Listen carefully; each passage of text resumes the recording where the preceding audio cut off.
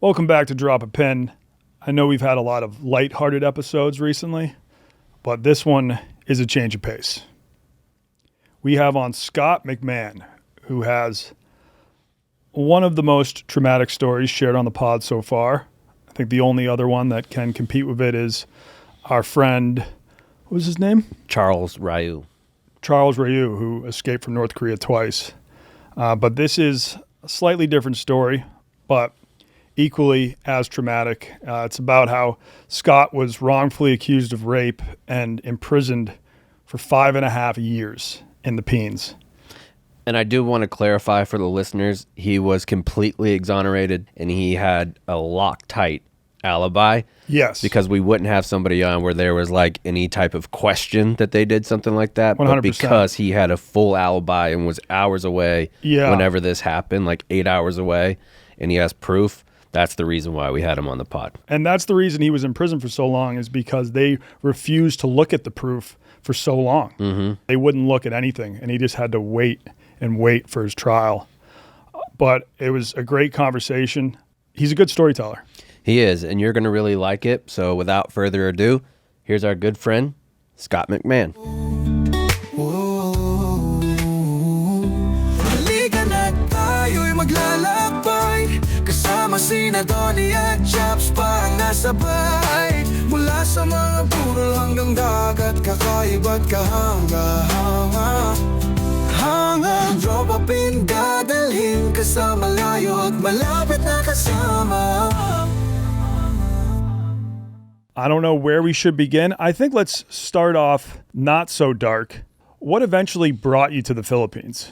So my uncle has been in that part of the world for 35 years.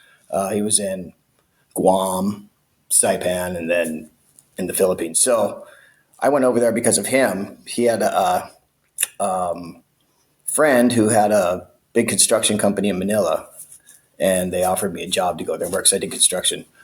So that's how I got there. Was your first experience there pretty positive? Yeah, I had no problems there for 8 years. Let's talk a little bit about like what you enjoyed about the Philippines, because I imagine spending 8 years there. I spent 4 years in Okinawa. Living in a tropical environment was pretty awesome. What were some of your favorite aspects about the Philippines? I loved going out to the beach. The beaches there are awesome. The food's great, most of it. The people it's really laid back and really easygoing, and I like that. When you're outside of Manila, that is. Then just completely out of the blue, did the police show up at your door and they're like, "You've been accused of rape and you have to come with us"? I lived in a subdivision, and I met there was this other white guy there. He was a Belgium guy. And so we saw each other one day, and he's like, "Hey, okay." He says, we started talking and became friends. We were the only two white guys in the subdivision. Well, he was married to this lady, and her name was Dolores. And we had met her a couple times with him, and she seemed fine. And one day he goes, "Something's not right with Dolores." I said, "What do you mean?" He said, "Well, I found all these passports of girls in her closet." I'm like, "That's weird." And he goes, "Yeah." And I asked her about it, and she just kind of blew it off like it was nothing. So that was kind of strange. And then he would say things like, I said, "Let's go to the mall." And he goes, "Well, let me ask Dolores first." I'm like, "Okay." And then he goes, "Because I can't leave the subdivision without her permission." So what are you talking about? He goes, "Yeah, that's what she told me." I go, "Come here." And we walked outside of the subdivision, and he goes, "Whoa." So something was off right there. So he started doing some more digging and found out she was married. She was married to a Filipino guy and had been for years. But they had gotten married, and he had marriage certificate, everything. They went to a church. Well, when we started checking it out, turns out the whole marriage was fake. There's this place called Recto in Manila where it's like the forging capital of the world. You can go there and become a lawyer if you want. You can be a graduate from wherever you want. And They even have, well, what she did was rent a room and hire a fake preacher for an hour. And they had a ceremony, got married. They had all the documents. And she even filed the documents with the National Statistics Office. So yeah, she was a work of art. So once he started finding all this out, he left her. He said, I'm going to leave. And he came to stay with us for a while. And she would come over and just scream and yell at him. And I wouldn't know any of this because I was at work. And so when I came home one day, my son, who was 5, wouldn't go outside, didn't want to go to school. I said, why don't you want to go outside? And he says, I'm scared of the monster. I'm like, what monster? He goes, the lady, which was her. So when she would come over there and yell and go on tirade, she'd yell at the kids too. And I didn't know that. So it got really bad. So, the guy left and then she came over and started threatening my wife.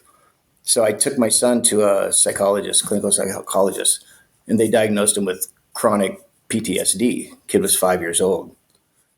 So I filed a case against her in the court for child abuse. And they did their whole investigation, found probable cause. She was arrested, posted bail, and then we just waited for the court process to start, which was like a year and a half later. And we went to the court on April 7, 2011, and we left at like 8 o'clock. And I told the kids, we'll be back at noon. Me and mommy have a meeting. Then we'll go to the mall. They're like, yeah, because they were 5 and 3 at the time. And we got there. We're with our attorney, and there's a McDonald's on the lower floor of the court. So we're in there eating, and next thing you know, in comes national TV cameras, 5 cops, and we're going, God, I wonder what they're doing. And they come walking right up to us, and they said, Mr. Scott McMahon? And I go, no. I go, I'm Scott McMahon. And they go, oh, good. We have a warrant for your arrest. I said, for what? They said, rape. So right then and there, they arrested me, took me to jail, where I spent like almost 5.5 years. So from telling the kids we're going to be home in 4 hours so we can go to the mall, I didn't come home for 5.5 years. Wow. Oh, God. And most of those 5.5 years, you were just waiting for a trial, right? I sat in pretrial detention for 5 years, which, according to the media, made me the longest American ever in a foreign jail in pretrial detention or something crazy like that. Like 56 times I was scheduled to go to court, and we'd go there and there'd be no judge or no prosecutor, or it's canceled because of whatever. And it was a shit show. First thing we did was filed a motion for bail, which took 3.5 years, and they denied it. It's like a 2-bedroom apartment. A 2-bedroom apartment for how many people? 880 square feet, 900 square feet. It is, and you got 500 calorie a day diet. So you had to have people bring you in food. When they took me there, first they took me to the place called Camp Cromie, which is their headquarters. And they were trying to get me, let's settle this. They wanted money. The cops wanted money. She wanted money too. That's how she got the whole warrant of arrest. I mean, they all the preliminary investigation stuff, she gave them an address that I didn't even live at. So they could say that, he never responded. So therefore we base our decision solely on her evidence, which is she said he raped her. So warrant. And then there's no bail. That's how they get you. That's the MO there. And, so when they got me, it was probably 4 hours before they got me to the jail, because they were trying to, let's settle this. I said, I'm going to settle nothing. I didn't do anything. So we get to the prison, the jail, which wasn't too far from where I lived. And the warden says, okay, he goes, you see that guy sitting in there? He's pointing inside of this guy sitting there. I go, yeah. He goes, he's the mayor. He goes, if I were you, I'd become friends with him because he runs the inside. I go, okay. He goes, you have any questions? And I go, yeah, I just won. He goes, what? I go, what's the mayor of the city doing in jail? And he just laughs. He laughs. He goes, no, no. He goes, what do you Americans call it? He says, gang leader. Gang leader. I said, his gang runs the inside. So what was that sleeping situation like? If you were there and basically on top of each other, essentially? Oh, man, it was, best way I described it is if you open a can of sardines and you see the sardines are all stacked like right next to each other with no space in between. That's what it was like. That smell must have been horrific. When he says, okay, the whole gang leader thing is okay. He says, okay. He says, and one other thing, he goes, who's that over there? Is that your wife, your sister, your girlfriend, whatever? I said, that's my wife.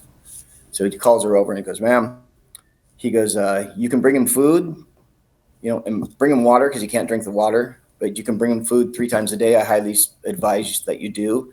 She goes, because if not, he's going to die. And they took me in. Oh, the stench was just. So in Filipino prisons, if you don't have family that can bring you food, then you just have to survive off the 500 calories a day that's provided by the prison. Which you don't. I watch people starve to death. The guys that don't have visitors, they would die because you can't live off 500 calories a day. You ever see pictures of the concentration camps where they're just skin and bones and their skin is just hanging off their, that's what it was like. And they would, there's no medical care. You can't go to the hospital unless you have a court order from a judge, which fucking take years, or it's a life or death situation. And a life or death situation is when they can't get a reading on the BP apparatus when they take your blood pressure. So you're basically dead. So these guys would, you could tell too, because they sit all day, like on their butt, on the ground, which is someone's feet. And then their arms are on the shoulders of the person in front of them. And that's how they sit. And you sit, there's no rec area. There's no nothing. There's a visiting area, but only if you have a visitor. No cell phones allowed. There's no contact. So if you don't have a visitor, your visitor is your connection to the outside world. And the visiting area is up on the 3rd floor and you can't even see. You can see on one end and there's train tracks, but that's it. So if in all the other prisons there, you got money, you can get whatever you want. For some reason, that one you can't. And if you don't have a visitor, you don't have any contact with anybody. Back to these guys that would not have visitors, so they get sick. Pretty soon they couldn't stand up, and they start losing weight. And next thing you know, they're by the end, their ankles are just swollen like that, and their tongues are swollen and coming out of their mouth. And we would put them on because there was 3 toilet bowls, I should say, for everybody in there. And there was cell A, B, C, D. Cell A was where you went if you were sick and dying or if you were in trouble. And so they would just put them naked in a plastic chair in the bathroom because they would shit themselves and piss themselves. And one of the lower level inmates would have to rinse them off. But they just sit there like that until they went. Until they died. Jeez. So you didn't have books you could read to help pass the time or anything like that? I did. My uncle would send me books and stuff. So and then I got lucky. So my first week there, I just did the whole floor thing like everybody else. And after about a week, I heard these 5. See, I could speak Tagalog, but they didn't know that. So I would only speak English. So at least I knew what they were saying about me, but they didn't know that I knew what they were saying, right? So after about a week, I hear these guys, there's 5 of them, and they call you Kano, K-A-N-O. That's short for Americano. Kano, that's what they call us. And I heard him talking, they're just like, okay, we're gonna jump the white guy. And I'm going, here we go. Knew it was only a matter of time. So they don't know that I know what they're talking about. So not like there's really much room in there to fight anyway. It's so crowded, right? But so back into the corner because I knew if they can't get behind me on the corner. And then I spoke Tagalog to them and I said, okay. I said, let's do it. And they're kind of like looking at each other. What? And I said, let's go. Come on. I said, listen, you guys are going to get me, that's so why don't we just get it over with? And they're like talking to each other, like, how does he know what we're saying? And so they kind of start to surround me. And I'm like, wait. I go, can I just say one thing? And they got like, what? And I said, you guys are going to win. You guys are going to get me. I'm going down. But I just wanted to let you know that 3 of you motherfuckers are going with me, man. So fuck you. Come on, motherfucker. And they looked at each other. And the one guy goes, Sira ulo siya talaga, means he's crazy. And so they start walking forward. And for some reason, the song Blaze of Glory from John Bon Jovi? Uh-huh. That riff is going through my head the whole time. And I'm just thinking to myself, why is this riff going through my head? I'm about to die, And so they start walking in and all of a sudden you hear this, hey, and the door slam. And it was the gang leader, the mayor. And he comes walking down and he's like, oh, like, what's happening here? And so I spoke to him in Tagalog and I said, listen, your boys are going to jump me. So I was just telling them that I'm going to take 3 of them with me wherever I go. And he's like, you speak Tagalog? I go, sorry, man, no disrespect, but I still knew ace in the hole that I had, so to speak. Well, they didn't have his permission because they're supposed to get permission before they do anything like that. So he walks up to each one of them, so whack, sends them all to fucking cell A for a week and goes, come here. So he takes me into his area, right? And he's like, why didn't you tell me you speak Tagalog? And I said, like I said, I didn't know, I'm the only white guy here. So, and he was like, yeah, I wanted to talk to you, but I don't speak English. And I'm like, okay. So he's like, is there anything I can do for you? And I said, well, yeah. He goes, what? I said, I would love a place to sleep. Because there's like 8 beds there, and that's for him and his boys. So I paid him $300 US, and the next day they brought in a piece of plywood, some coconut lumber, and he made me a little bed next to his, about 6 feet off the ground. That was like the best $300 I ever spent in my life. And then I paid him rent every month. Yeah. I've interviewed a lot of people on a different podcast that have been prisoners of war, and some of them for 6.5 years. There's a guy named Charlie Plum that was in the Hanoi Hilton.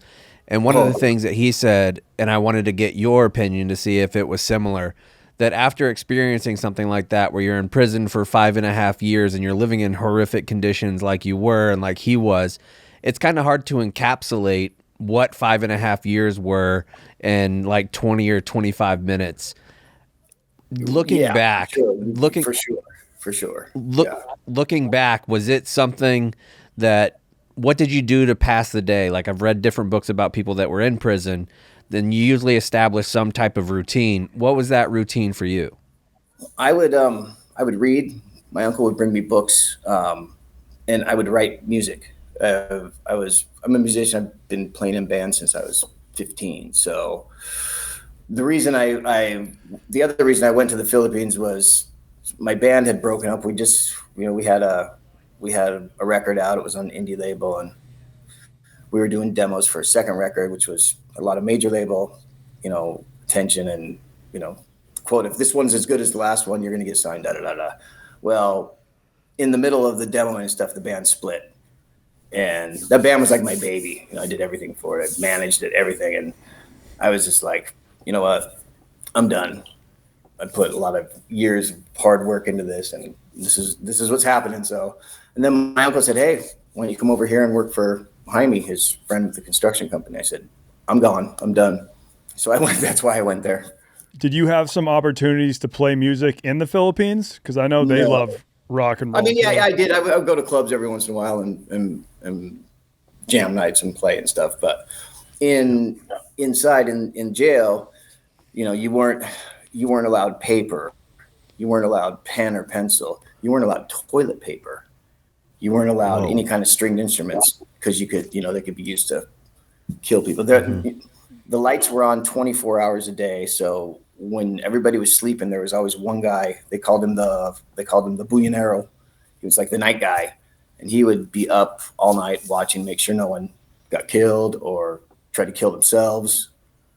So yeah, you didn't have nothing. I would have to smuggle in like pieces of paper and my napkins and stuff like that because I didn't want to use my hand to take a shit. Yeah. So we get pretty crafty about after a while, it got like the guards would borrow money from me. So I'd loan them money. So I was in return able to get like toilet paper or small pieces of paper. And it's amazing the things you take for granted when you're in a situation like that. It seems odd that you would have those fights for gangs, like in a jail cell like that, where you're so cramped. Because like in American prisons, if you're going to get in a fight, typically it's over space in the prison. Is that kind of what it was? Like there's different gangs that in order to establish whatever small corner that they could, or what was the primary purpose of the violence and gangs in such a small area? There was one gang ran that place. So and they were called the Commando. And if you came in, because the first thing they do is when you go in there is they strip you down and they check you for gang tats. So when I went in, they walk down the hall and get into the gang leader's room, and they're like okay, and he says they've had someone who could kind of speak English. They're like, take off your shirt. We're gonna check for tattoos. I said, I don't have tattoos. And they said, well, we checked. So, okay. And then they said, take your shorts off. So I'm just there in my boxers. And I feel this hand like on my hip going to like take my boxers off. Instinctively, I'm like, whap. Like, what are you doing? And next thing you know, man, that circle got so tight. And I'm thinking, I'm like, oh man. And then the gang leader's like, oh, no. They're like, we're just checking you for tattoos. I don't have any tattoos. So that's the first thing they do. They get you in there, they strip you naked, and they take all of your stuff. And if you have gang tats from another gang, they cover them up, and then they put their gang tattoo on there. So by the time you go up to the big prison, if you were in a rival gang and you go up there, you're screwed because their gang tat has been blacked out, and the Commando gang tat is in. So they can't go back to their gang, and the Commando gang don't want them either because they're traitors, or not traitors. I guess kind of like a rat or something. So they're really screwed when they get up there. Yeah. So when you start, like after you've been there for a long time, years, and what a way to skip over like that trauma and that awful time of being there for years. When you started to get the process that you might be released, or you were actually coming across a trial, what were those emotions like? I didn't, I by that time, because you sit there and you go, okay, I have this trial date on this day and this, and you start planning things. I'm going to be out by this day, and you set these little mental goals, and none of it happens. So you just start going, you know what? I'll believe it when I see it, kind of thing. And like with the motion for bail, so after 3.5 years, I get this decision delivered to the jail, and they said bail is denied because they've got this thing there called the Maria Clara Doctrine, and which basically says that a Filipino woman would never lie. So if she accuses you of something in a court of law, it's considered strong evidence. And they said, since she pointed me saying he raped me, that's considered strong evidence. And they wouldn't let me present any evidence. I was hearing like you had a rock solid alibi for where you were. I was 11 hours away on vacation with my family. I had witnesses. She didn't even live in the subdivision anymore when she said it happened. When she filed the charges and said it happened 6 months prior. I had the president of the subdivision ready to testify. We had we had her letter that she wrote when she was moving out. We had the water bills, showing the water was cut off, everything. And the judge wouldn't look at any of it, and she wouldn't let me present any evidence. to my defense. So when the motion for bail got denied, came back, that was 3.5 years. I told my wife, she came to visit, and I said, listen, this isn't looking very good. I said, for some reason, I can't present witnesses. My bail just got denied. I said, I have a feeling that I'm going to get convicted. And it's just, I don't know why, how, what, but, and she's like, okay. And I just said, this part gets hard to talk about sometimes, but, it's like, I told her, I said, when, I said, if I'm convicted, which it's looking like that, I said, I'm not spending the rest of my life a convicted rapist. Ain't sorry, ain't happening. I said, and I'm not gonna put the kids through that either, because, imagine if when your kids, people find out, and what they're gonna get, oh, your dad's rapist.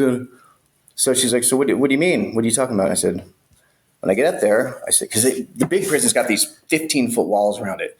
It's huge. It's like 500 acres. It's like the largest prison in the world. It's like its own little town up there, and each gang has its own area, and they've got stores, McDonald's in there, and crazy. But I said, I'm gonna run for the wall, and she goes, well, they're gonna shoot you. I said, duh, yeah. She's like, well, and I said, I can't. I'm not gonna put you guys through that. I'm not living with it. And I said, because the kids were small. I said, by the time they're 18, I said, just tell them something happened to me at work. Because by the time they're 18, I'll just be a memory, I go, but at least it'll be a good one. Man. So that's the mental part that you deal with. It kills you. And I don't think a lot of people who haven't been in like the justice system realize the difference between jail and prison. I feel like a lot of times people assume that prison would be worse because you're with people that are convicted. A lot of times jail is way worse because you are in like a limbo. At least when you go to prison, you know how long you're going to be there. When you're in jail like you were, in like a local jail, you have no fucking idea what's going to happen. You are 200% right, man. You are so right. And where we were was kind of the in-between to the prison, because the prison was like 1.5 miles away. So all these guys that would come up to the prison, before they would go to the prison, they would come to where we are. And that's where they get processed. So they'd be there for a week or whatever, 2 weeks, whatever. And also the guys that were in the prison, if they got charged with a crime while in the prison, when they finished their sentence for whatever they were originally in there for, they would get sent down to where we were to fight the new case that they had against them. And these guys would come down, and they called them tie men, which means, the back and forth. And they would come down, and these guys, most of these guys would go into court and just plead guilty just so they could get back up to the prison because the conditions where we were so bad. Yeah. So when you got the word, I hate to skip forward again, but you're going in, kind of describe what your last few days were whenever you realized that maybe I am going to get released, or did you not allow your mind to go there yet? I didn't. We knew right about that 3.5 year mark, we started getting media coverage on the case. And we had a place out of the California Innocence Project and another place called the David's House Agency. And they really, really helped me. They specialize with Americans that are in jail in other countries. And Eric Volz is the guy's name. And he did everything pro bono, did it all for free. Wow. Because he goes, I've never seen a case where there's so much evidence in your favor, and he goes, it's just crazy. So he got the ball rolling, and media got involved, and he got the United Nations involved. The UN actually investigated my case and wrote the Philippine government a letter and just said there's no evidence against this guy. And he said it's big because they don't do that for single cases, but they did for mine. And in which the Philippine government never responded to their letter. So what's out there? But the ball was rolling, So after 5th year, they decided, okay, we're gonna give him a trial because they pretty much don't have a choice, and they had to go on the evidence. And by this time, I was on my fourth lawyer, but we were going in for the verdict, and the verdict kept getting delayed and delayed. And I'm asking my attorney, he said, okay, we're going in on August 2. I said, okay. And I said, so, what do you think? I think we did pretty good, right? And he goes, just pray. And I was like, shit. That's not what you want to hear. Not what you want to hear. No. So, and by this time, by the fifth year, the embassy was attending the hearings, which before that totally blew me off. Why was that? Because that was a question I was going to ask. Like, how did the U.S. government try to help you? Nothing. They didn't do jack shit. And they came after I got arrested, probably the next day or a couple of days after that. They came down and said, here's a toothbrush, here's some toothpaste, here's some toilet paper, a razor, some magazines, which the guards took. None of that's allowed. And they said, okay, well, here's a list of attorneys you can hire. Other than that, there's nothing we can do for you. And I said, this is a total setup. I got all the evidence. And they said, we can't get involved, which I thought was bullshit because they could, They got quite even though there's not, and even there's not supposed to be, there is not, for most people when they go to prison or they go to jail, there is not from society the presumption of innocence. Right. When was the first time that you talked to somebody outside of your immediate family who believed you, and what was that like? I would get, so my wife would come visit me, and she would get emails from, friends of mine here and other people that were like, there's no way you could have done that. We know that you're innocent. And that was huge because, and my wife's like, she knew we were together. She knew that it was all a setup. And I had friends there that would come visit me. And there was even a time we were in court. So this lady, the lady that I'll just send you pictures of her. She's like 10 years older than me. Looks like death served at a McDonald's. Just horrible looking. And my wife's 15 years younger than me. We have 15 years, and she's really, she's beautiful. She was in her 20s at that time, and so we were at a court date for the case that I had against her, the child abuse case, and they were cross-examining me, and her lawyer says, she says you just filed this child abuse case against her because you're just trying to cover up the fact that you raped her. I go, no, you're wrong. And she goes, okay, then you're just angry at her. You have a grudge against her? I said, nope. She goes, then what is it, Mr. Witness? They call you Mr. Witness. And I said, your client's a liar. And she's like, objection, Your Honor. And the Honor's like, no, let him talk. I go, ma'am, it was a lady, prosecutor. I said, your client looks like Satan. And you see the girl in the third row behind us? That's my wife. She's beautiful. Why? You tell me, you do the math. Why would I want to rape somebody? And people in the courtroom were laughing. And the judge is like, Mr. Witness, let's not. I said, Your Honor, I'm just telling the truth, the whole truth, nothing but the truth. That's why I'm up here, right? And every month, probably every 6 weeks, I would get a visit from a different cop. They were all in on it. The cops, the prosecutor, because I was white. They thought I was rich. They wanted me to pay $125,000 and drop my case against her, and they would drop this rape case against me. I said, no way, ain't happening. And so every 6 weeks, a different cop would show up to the jail, and they'd see me as like we're old buddies. Hey, Scott, buddy, hey, I really want to help you, get you out of here. This place is bad, pay this amount. And every time I'd say, no, ain't happening. And about the fourth year, Scott, they're calling you at the gates. Yeah, it's this little cop, and he's like, hey, pare means like bro. Hey man, how you doing, man? I'm like, hey. He goes, you really been in here a long time. And I go, let me guess, you want to help me, right? He goes, yeah, I'm going to help you. He goes, you know what? You don't have to pay her anything. Just drop your case against her and you're going to get out. And I said, no way. And I said, so what's the catch? And they go, well, they call it for the boys. You just give for the boys, give them some money. And we'll make sure that she drops the case against you. And I said, I go, you know what? You're right. I've been in here a long time and I want to get out. And he goes, see, now you're talking. He goes, but I just don't know how much should I pay? And he goes, for the boys, just, give us something better. So I go, okay, I know. I have an offer. He's like, okay, how much? I just took my finger out the thing and I said, 1 peso, man. Fuck you. Oh, fuck. Dude, this cop, this brother, he turned fucking beat red. He was pissed. He's like, you're gonna die in here. And I was like, doing pretty good so far, and then he turned around and he goes, you wait.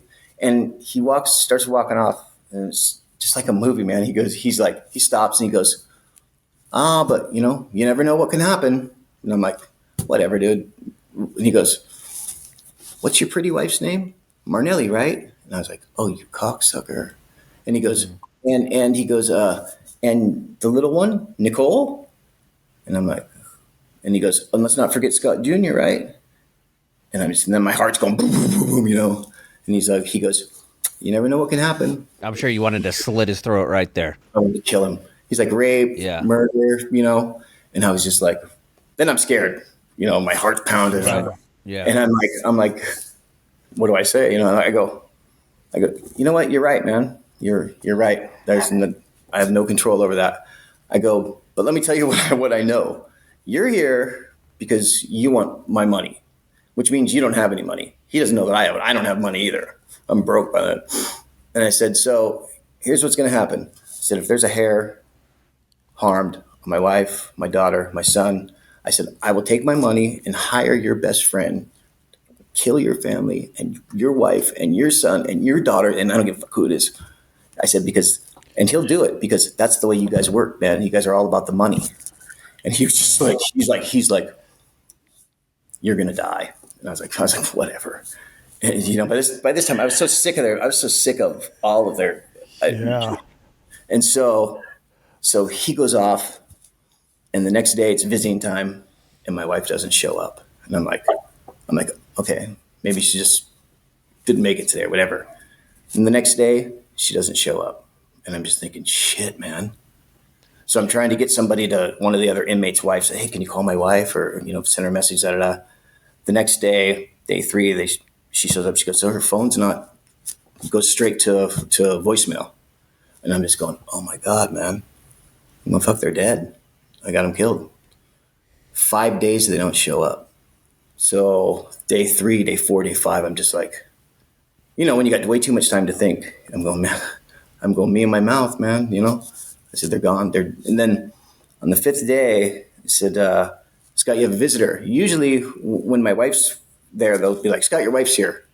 I said, Scott, you have a visitor. And they said, I said, who is it? They go, we don't know. I'm thinking someone coming to give me the news, And a couple minutes later, they're like, oh, it's your wife. And I was like, what? I'm like, shit.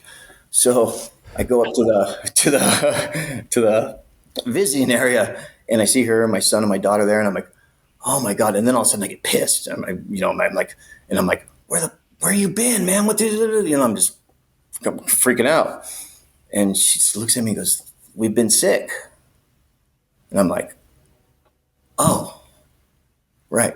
Gotcha. Okay. Wow.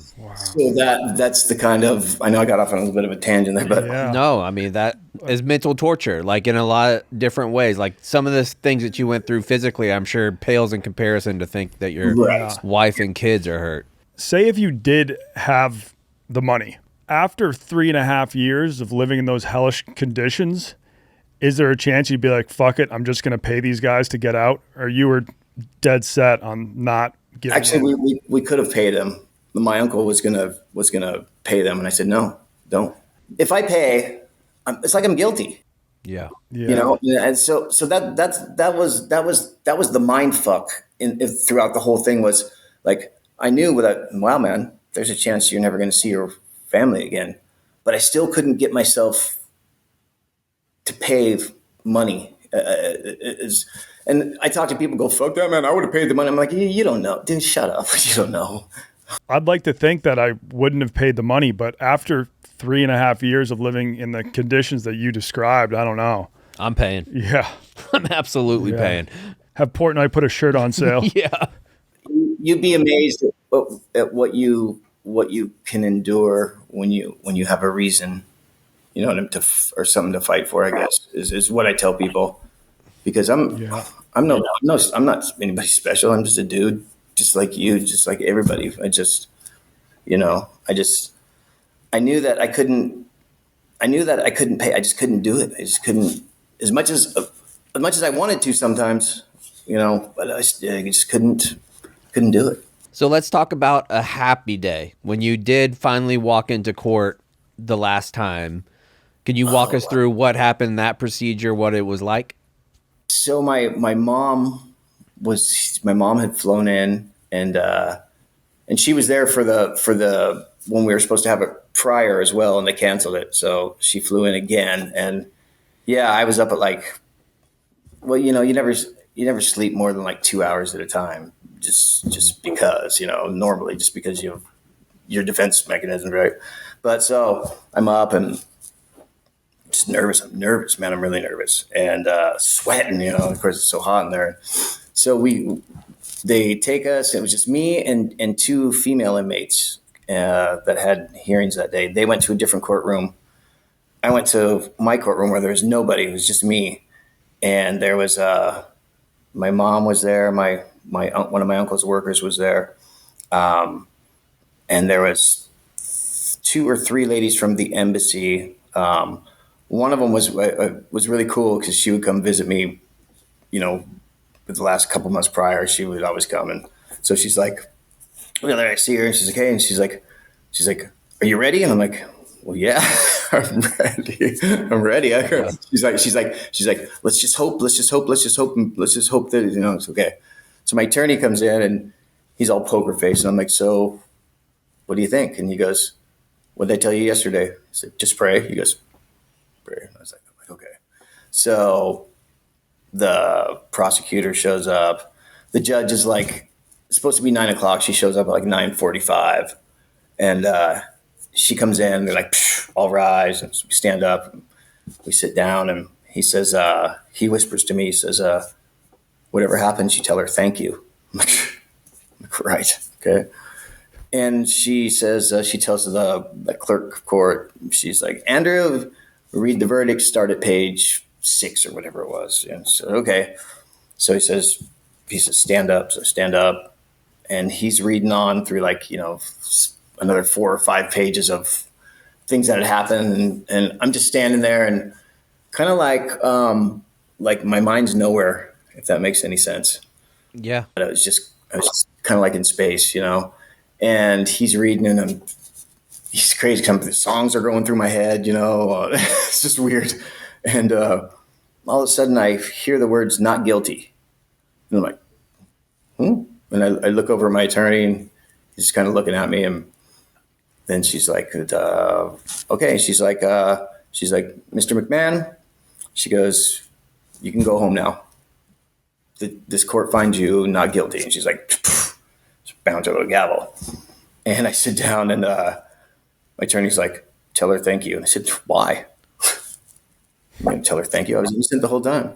So she's kind of standing there, and she turns around and leaves. And there was just like, you know, the 3 embassy people, my mom, Indi, my attorney. So there was just like 6 of us in there.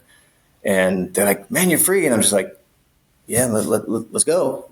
You know, it doesn't really hit you. You're just kind of in a daze, I guess. So they take me back to the holding cell. They go back to the holding cell, and I go in the holding cell, and the 2 guards are like, by this time I had a pretty good rapport with the guards. You know, we used to joke around a lot. They're like, oh, you're like, see, you're not guilty. I was like, take these fucking handcuffs off me now. Yeah. they're like easy. They took them off, and so I go back to the jail, and I get back there, and the mayor and everybody they're all clapping, and they're like, "Oh, you're going home. You're going home." And I'm like, yeah. And so one of the people from the office said, "Okay, you're leaving in 2 hours, so get ready." I said, "Okay." So we're getting ready it's coming up upon the 2 hour mark. And I looked at Leo, the mayor, the gang leader. I said, "Yeah." I go, maybe I'll just stay one more night. He's like, "What?" I go, "Yeah, because, that way I can, really we can hang out and eat and really, say goodbye, because him and I got pretty close when I was in there."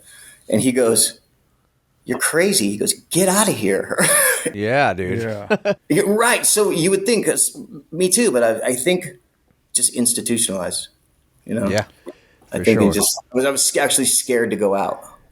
Oh, I'm sure That that makes happens to a lot of people.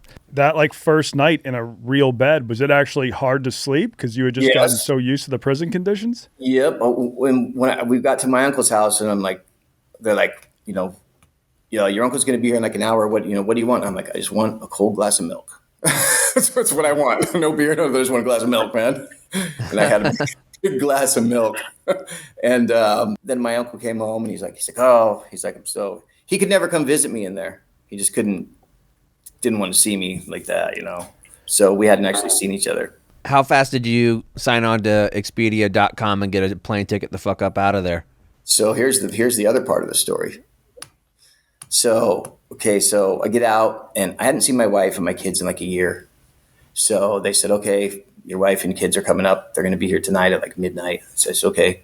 So we were waiting all day for them, and I was nervous and excited, and they get there at like midnight, and it went totally not the way I thought it was going to go. I thought they were going to see me, "Dad," big hugs, because they were like, let's see, my daughter was 8 and my son was like 11. And so they come through the door, and they're just kind of, my daughter's like, and I'm like, my son's kind of, shh. And I'm like, "Hey," I'm like, "Come here." And they're kind of standoffish. They were nervous, So I said, "Just, can we have a little bit of time alone?" So I took them upstairs to the room, and I'm like, "Okay." And I started tickling them, and then they started laughing, and then everything was good. We're all good. Everything's back to normal. And then, so after like the third day, we just hang out. We're going to go to the mall, and my uncle's worker says, "Oh, Scott, your attorney Navarro's on the phone." I said, "Okay." I take attorney. He goes, "What are you doing?" I said, "I'm going to take the kids to the mall." He goes, "No, you're not." And I'm like, "What do you mean, no, I'm not?" He goes, "You need to get Marnelli and the kids on the bus back home, and you need to get out of there." I said, "Why?" He goes, "One of my students works at the Bureau of Immigration. Your visa expired while you were in jail. They know where you are. They're coming to arrest you. They want $10,000. I was just like, Holy shit. God. So I hang up, told the kids, "Hey, you guys got to go home. I got to go do some things." They're like, "Okay, but tomorrow." I go, "No, like right now." So they didn't get it. And then, so here we are back in, crazy mode, again. Yeah. So I told my wife, I was like, "Listen, man, they're coming to arrest me, and I got to get out of here." And she's just like, "Oh my God." So my uncle had another house. It was about a half hour away. So we got them down to the bus stop, got them on the bus. I went to my uncle's other house. I was there for like, and then my attorney says, "Listen, I've got this student of mine." He goes, "I'm giving him money. So any updates, if they find out where you are, whatever, he'll tip us off." In the meantime, we were trying to get the government to help, get me out of there. And and then at that time, the Washington Post found out. Washington Post did a big article on it, and it's getting a lot of media attention. So Senator Cantwell, one of our senators here in Washington, she was helping us. She was talking with the Philippine government and everything. So after like a week at my uncle's other house, that time was so crazy, because I go outside. They've got these things called sorry stores. It's like somebody takes a bedroom and turns it into a store. I would go outside, go to buy something. Everybody that look at me, I'm just thinking, fuck, are they one of them? You know, is it one of the government? Are they going to arrest me or something? So it was just mind fuck all over again. And after like a week there, he calls and goes, "They know where you're at. You got to go." Okay, so I went to a friend's house for like 2 days. They know where you are. You got to go. Went to a hotel. Was there for like 3 days. They know where you are. Got to go. So then I said, you know what? I'm just going to go down. I'm just going to go down and go down with my kids and my wife. And the people here in the States are like, no, don't do that. I'm like, well, what else am I going to do? I'm like, I'm tired. I'm like, I'm not going to run anymore, you know? Yeah. Because they're not taking me back. I'm going back. Right. You know, it's like my mind was made up. So I'm just going to go down and be with my kids. And so hopefully we can get it figured out. So they're like, well, if you go down there, you know, disguise yourself, you know, wear a hoodie, this and that. I'm like, dude, it's like 95 degrees. I'm going to wear a hoodie. So I get on the bus and I'm making the 11-hour trip down there. And you go through these checkpoints, military checkpoints, because down where my wife's from, there's a lot of NPA. They call them New People's Army. It's like a rebel, you know, government opposition. So the military would have these checkpoints and they come on the bus and check. And by the time we got down there, you know, I was medicating myself. Yeah. so I'm about 6 beers in, and I remember they get on and they see me and they come walking up, and you know, the M16s they had were almost as big as them. And I remember I made a joke. I was like, hey guys. They're like, hey. I'm telling them in Tagalog. I was like, you know, I go, any action? They're like no, tahimik talaga. You know, it's really quiet here. And I made a joke. I said, damn, dude, that gun's as big as you are.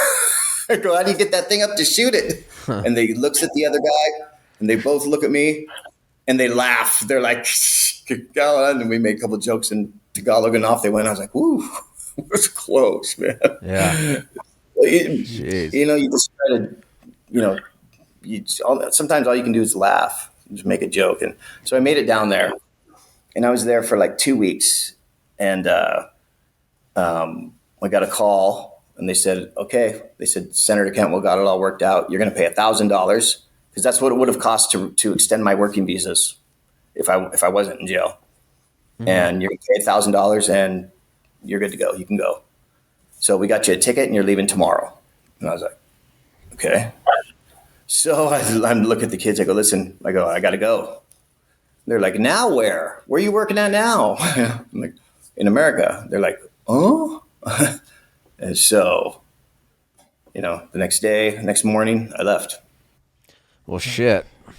What an absolutely crazy story, Scott. We thank you so much for joining us and talking about it. I'm sure that wasn't easy at all to walk through those horrific memories. Sure. And you wrote a book about your experiences, right? We did. I got a really good author, and we just finished the book. It took us 3 years, almost 3.5 years, and we just finished it. So we're shopping for a literary agent now, and we've been getting quite a bit of interest, but we're still looking for the right one. So yeah. Hopefully, and it tells, I mean, everything. Nothing's sugar coated. It's all told the way it is. So. Well, when you get that sold, you'll have to come back and we'll have you on again. We thank you for your time, Scott. We appreciate you, man. That's awesome, man. Thank you very much. Thanks for taking time to listen. Yeah, no problem. Let's stay in touch. Today's episode is brought to you by our good friends at Blue Chew. If you want to have some better sex, which I always do, I don't like having bad sex, my friend. I like it good, and so does my spouse. Blue Chew is the original brand offering chewable tablets. These erection-enhancing tablets help men achieve, are you ready for this? Stronger, harder, and longer-lasting erections for sexual activities. Blue Chew is putting where its money, where its mouth is, and it's offering you a free month. The process is simple. Sign up at bluechew.com. Consult with one of their licensed medical providers, and once you're approved, you receive your prescription within days. Blue Chew's tablets are made in the USA and produced here directly and then shipped to your door. You can take them anytime, day or night. Little morning delight, little afternoon delight. Doesn't matter with Blue Chew. So you can plan ahead or be ready when an opportunity arises. The best part, it's done online. That means you don't have to go to a doctor and say that I want a longer, harder, and stronger erection. You can just say it virtually. I know you don't personally know your doctor, but that's still an awkward conversation to have. Oh, yeah, especially when they say prove it. Yeah. I mean, it's just the worst. Make life easier by getting harder and discover your options at bluechew.com. And we've got a special deal for our listeners. Try your first month of Blue Chew free. Then visit bluechew.com for more details and important safety information. And we thank Blue Chew for sponsoring the podcast. Let's get back into it.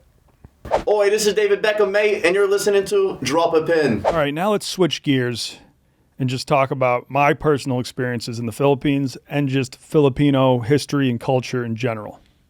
All right, sounds good. And by the way, I just want the listener to know, on my palate right now, I still have the taste of delicious Filipino breakfast sausage. Oh, yeah. That shit was so good. Yeah, we're going to be putting out a video of everybody in the office trying some. I've got some outside if you want to eat some on the pod. I don't think people would enjoy that into the microphone. It's not great content. But yeah, I mean, like right off the bat, let's say I think Filipino breakfast might be my favorite breakfast in the world. I think I agree. The only one I would choose, you know what? No. Like I was going to say Southern style. I'm a huge biscuit and gravy guy. Oh, yeah. And I like to make like a little breakfast bowl with some shredded hash browns, some really good scrambled eggs that has like a little bit of creme fraiche rolled into it. And then you have a little bit of sausage and then the sausage gravy and the biscuits on the bottom.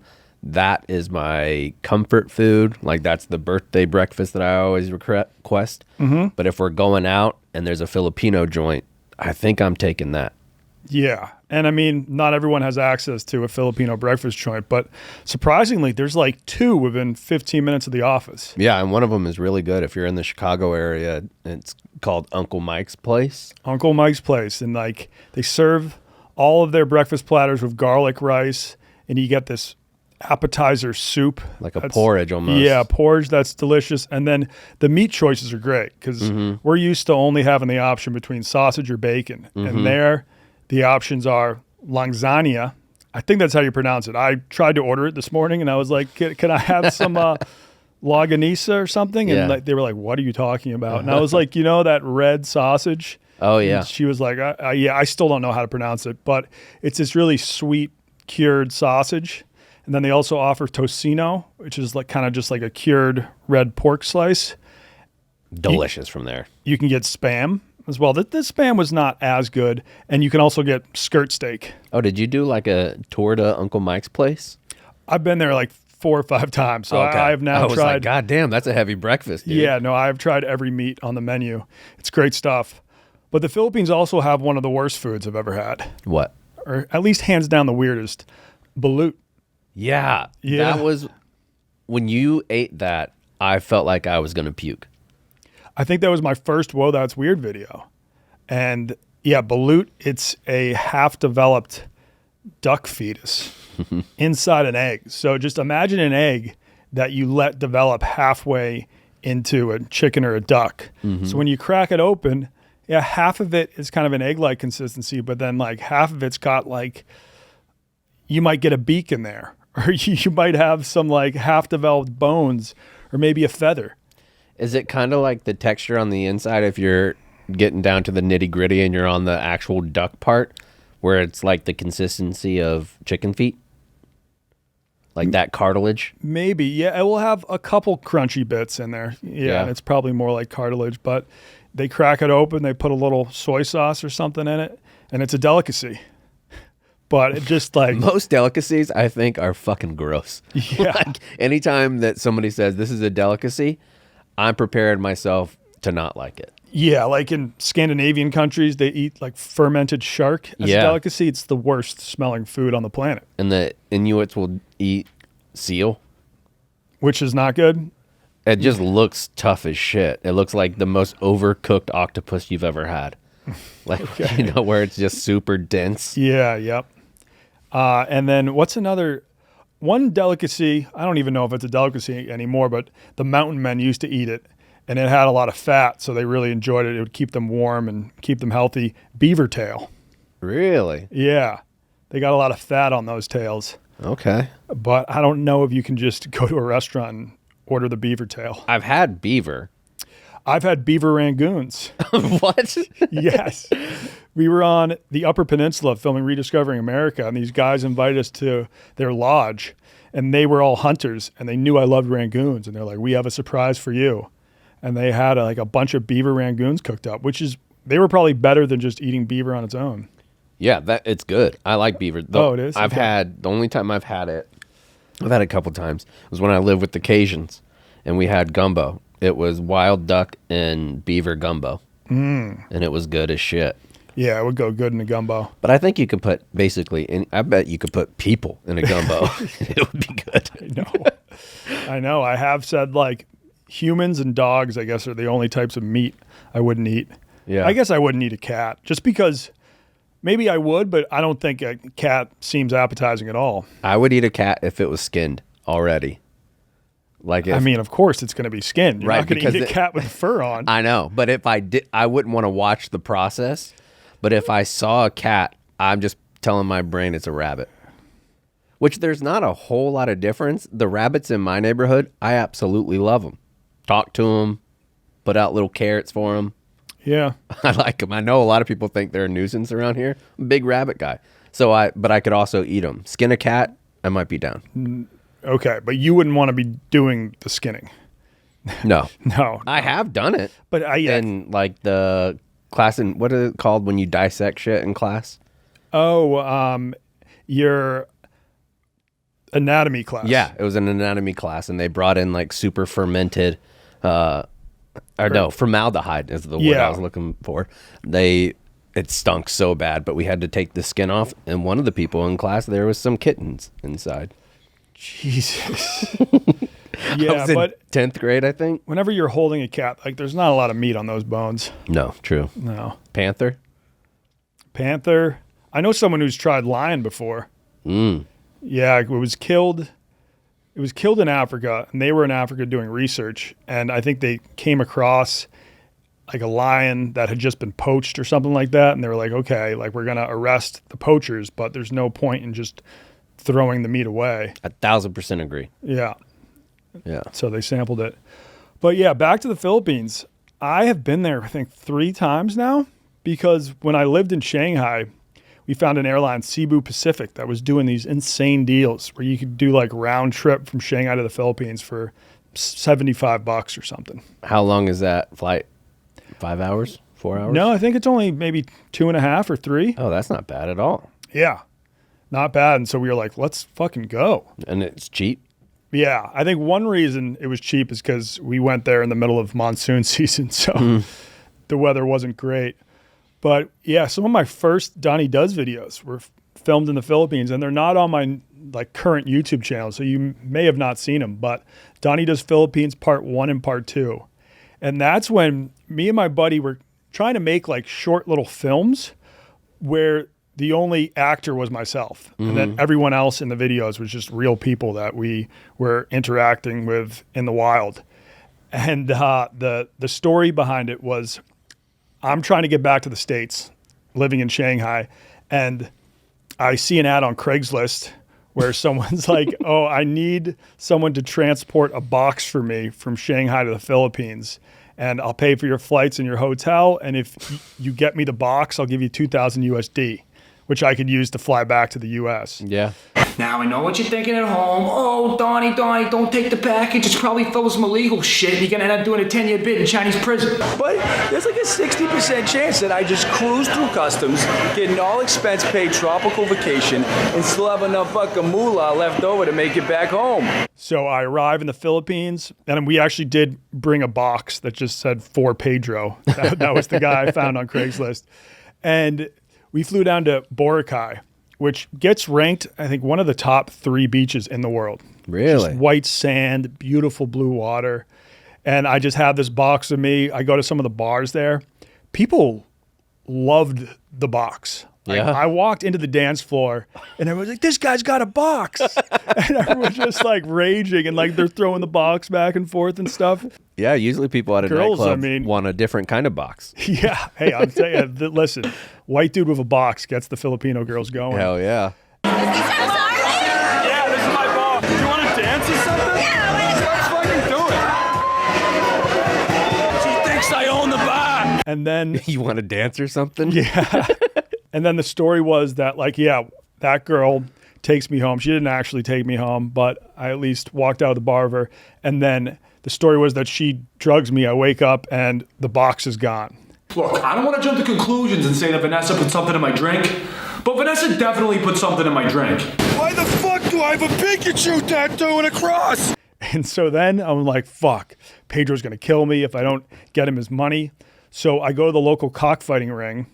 And then we pretended like, well, I actually was placing bets. I didn't win my bets. We pretended like I won this huge bet There's nothing like your cock coming through in the clutch. and then was able to pay off Pedro. And then went to Manila because I still needed some money to get back to Shanghai. And they have this wrestling ring there where 3 nights a week they do midget wrestling and 3 nights a week they do female wrestling. I was there on the female wrestling night. So then I gambled on that and got enough money to get back to Shanghai. Like WWE type wrestling or like Greco? Actually, more like boxing. See, right here? Okay. It's girls Oh, who big just... gloves. So if you're listening to the audio version, there's huge boxing gloves that are like comically large, probably 2 feet across, that look like absolute pillows. And these ladies are throwing nothing but, hey, they got good punches. Yeah. Like the punches look good. And they just started to try to punch me. That lady in the red, her name was Big Red. 2,000 pesos on Big Red. Big Red was unloading on everything in sight. But yeah, I mean, I should repost these videos on my main YouTube page. Yeah. But something very traumatic happened during the shooting of that. So while we were at the cockfighting ring, my friend who was filming it, shout out Rob Wallace, he's the guy I started the whole Donnie Does brand with. And he's the reason I moved to China. But he got really bad food poisoning there. So after a while, I was like, all right, we got to get you back. And we're just walking along the beach back. I was probably like 7 shots of rum deep, Tandoe rum. Like for a while, it was getting ranked one of the top rums in the world. We need to get it. And then yeah, we should. And it's dirt cheap. But then they passed a rule that you had to like list all the ingredients of the rum or like how it was made. And then they were like, oh, we like can't keep on giving like these guys piss. awards. Yeah. They're like, this stuff is poison. So then it stopped winning as many awards, but it's still very good. But we're walking back on the beach. And then all of a sudden I see like a crowd of people on the beach and they're all looking out at the water. And I was like, what's going on? And it was these South Korean tourists. And they're like, we haven't been able to find our friend for over 10 minutes. And so I was like, holy shit. Like, they're like, yeah, we were just playing in the waves with him and now we can't find him. So I run into the water, just looking around. It's really sandy, so you can't see much. And I eventually find a leg. I find this guy. And he's dead, so? I carry him onto the beach. I think he was already dead, but I carry him onto the beach. No one is really helping me at all. I carry him on. I took like a CPR class in high school. So I start giving him CPR and I'm like, call an ambulance. And there's like a crowd around me, but like no one is really helping. So I give him CPR for like, 5 to 10 minutes. And finally the ambulance comes and they load him on the ambulance. And I don't think he survived. No, not 5 or 10 minutes. No. Yeah. No way. So Without being like brain dead or something. Yeah. So that was like it was crazy because you go from all happy-go-lucky on the beach, drinking rum, all of a sudden you're pulling a dead body out of the water. I bet you were shook. Yeah, very shook. So, yeah, I mean, like all things considered, that's probably, in all my travels, one of the most traumatic things that has happened. Oh, I imagine so. Yeah. I mean, just the odds of you finding that body in a body of water with currents and you're at the beach and waves coming in and out. To go out there and find the body is like that's pretty wild. Just that part. Yeah. And like some of the local Filipinos came up to me later and like thanked me for trying to help. Yeah. But yeah, very traumatic. Damn. But Boracay in general, it's a great place to visit. Beautiful beaches. I don't think they have the deals anymore, but for a while, like there was a deal where you could fly from Chicago to the Philippines for like $500 to $600. Wow. It was insane. I'm gonna look it up right now. I think now it's definitely over 1,000. Drop a Pin is brought to you by Rocket Money. I'm having a kid soon, and it's time to get serious about my finances. I haven't really been keeping track of what I spend. Once you're responsible for another human being who I would like to go to college at some point, but it's his choice, it's good to keep track of your money. Without a doubt. For sure. So with Rocket Money, it's a personal finance app that helps find and cancel your unwanted subscriptions, monitors your spending, helps lower your bills so you can grow your savings, all sorts of really helpful tools like that, which will be very important. You know, like once I have a kid, if I'm going out and just buying, I don't like lucha libre masks or something like that, Yeah. you know, maybe some of those frivolous spending habits of mine can go. Or if you're like me, when I used it, I found out that I was paying for Apple TV under 3 different emails. So I was spending a cool $40 on month on Apple TV. I never use it, ever. And I mean, I go out to eat a lot. I think I might start to cook a little bit more and save up some money to spend on diapers.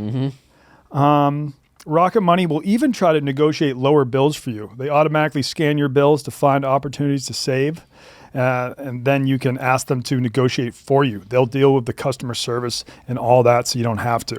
Rocket Money has over 5 million users and has saved a total of $500 million in canceled subscriptions, saving members up to $740 a year when using all of the app's premium features. Cancel your unwanted subscriptions and reach your financial goals faster with Rocket Money. Go to rocketmoney.com/wonton today. That's rocketmoney.com/wonton. rocketmoney.com/wonton. This is Paris Hilton, and you're listening to Drop a Pin. So yeah, I did trips down to Boracay twice, and then maybe 5 months after I was dating my now wife, we wanted to do our first trip together. And this was right after I had been hired by Barstool. So I did Barstool Idol in New York. I got the job, and the plan was to go back out to Shanghai and start making content for them. But me and my wife had plans to meet in the Philippines first and travel there for a week, and then I would go up to Shanghai. And that's where I filmed my first 2 Barstool videos ever. And I went back to the cockfighting ring. So the first 2 Donnie Does videos while working for Barstool, and I think at this point I was only posting them on the website, so they're probably hard to find. But I filmed one like rural cockfight, and then I filmed one cockfight in Manila that was in this like larger stadium with maybe 5,000 people or something. Oh, shit. Yeah, they love their cockfighting. But then another traumatic thing happened to me. I've shared this on the pod, like the worst food poisoning of my life, because I had a burger at a cockfight and the lettuce had been washed in poop water. Yeah. So this was after I filmed the video, and then later that night, I just started to, like, a waterfall of crystal clear water just started spraying out of my butt. And I'm also like puking at the same time. So just like pissing out of my ass, pissing out of my mouth, I guess, just like all at the same time. The sickest I have been in my life. And then I go to... Were you by yourself? Or no, your wife was there? Yeah. Although at this point, she's only my girlfriend. Like, yeah, you don't want to have insanely bad... Like, if your wife, let it rip. Yeah. But if it's your girlfriend, that's tough. Yeah, we had only been together for, I don't know, 4 or 5 months. And, that's totally awful. And that night, the following morning, there was like a nickel-sized little like plop of like wet poop on the bed. So I pretty much shat the bed after being with my girlfriend for just like 5 months. I had no idea when you said a nickel size. Nickel size plop of poop. Not quarter, but like right between a dime and a quarter. Yeah, and when she didn't break up with me then, I was like, okay, she might be a keeper. Yeah, she's a ride or die lady. Yeah. And after that, I was like, I got to get to the health clinic. And the health clinic in this place, this was on Palawan Island in the Philippines, a place called El Nido, which is top 5 most beautiful places I have ever been. Oh. But it blew up so fast that they didn't have time to get all the right, like, clean water supply, and things like that. So if you do go, just be very careful about the food and water. But definitely go, because just like the most beautiful rock formations and beaches are everywhere. I actually think I remember that video. Oh, yeah? Like of you being on that beach. Isn't there like on that beach, a big, like almost little mountain? Yeah, it's kind of like one of those like limestone cliffs. So like, Yeah. those like rocks that just comes out of the beach. Oh yeah, that's Barstool Cox. Yeah, that was probably my first Barstool video. And so I went to the health clinic, and it's just a shack, and they're like, okay, you need to poop in a cup. I go into the bathroom, and I kind of like pee out my butt into a cup, but then there's no toilet paper, which I was just like, what the fuck? Yeah. Come on, guys. And I'm wearing a hospital gown. Then I got to walk through the clinic with a shitty asshole. And diarrhea butthole is the worst. Yeah. And then hand over the little stool sample. And then the doctor comes into my room 10 minutes later. She's like, you have E. coli. And I was like, fuck, that's bad. So that is bad. They hooked me up to an IV, and it was rough. At like some point, I'm like, can I just have water? And they're like, we don't have water here. But if you hand us your wallet, we can send someone out to a store to buy water. I was like, come on, guys. So I was just in that clinic for the next 2 days. And then I don't think I had a solid poop after recovering from E. coli for the next 6 months. Yeah. So similar to what you went through after getting shot. Yeah, since Easter of 2007. Yeah. It takes your body so long to recover from that. It does. E. coli kills a lot of people. Yeah. And it's normally from lettuce. I call it lettuce fever, but there was stories of like contaminated lettuce, maybe in the U.S. There was at Trader Joe's. Yeah, that killed probably 10 people. My neighbor got it, and her E. coli was so bad, it affected her.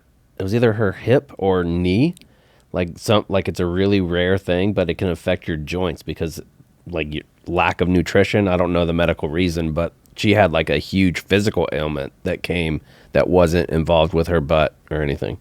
Oh, shit. Yeah. But the rest of the time in the Philippines was awesome. We did something before I got food poisoning, which is one of the cooler things I've ever done. We swam with whale sharks. Oh, yeah. I've done that. Really? Yeah, in Okinawa. Oh, sick. Yeah, I've actually done it in an aquarium. Okay, like cool. they have this huge aquarium in Okinawa, and certain times of the year you could pay to go swim there. And I was like, I don't care how much this is. I'm going to throw on some scuba gear and hop in this bad boy and do it. It was awesome. That's got to be one of the only aquariums in the world that has a whale shark. Yeah. It's enormous. Mm-hmm. Now, and they're beautiful. They're beautiful. They're friendly. They're not going to hurt you. I did learn afterwards that, you're not really supposed to do it because this island in the Philippines, they've been doing it for so long that now all the whale sharks pretty much depend on them for food, because that's how they get all the whale sharks to gather. They go out in these small boats, they start chumming the water, feeding them. So now if they just like stop the practice, some of those whale sharks might die because now they like don't know how to find food on their own. They just know like they can always come to this spot and get food from humans. I wonder if that completely messes up their migration patterns too. Yeah, it might. There's a lot of they're supposed to go like hundreds of miles away. Yeah.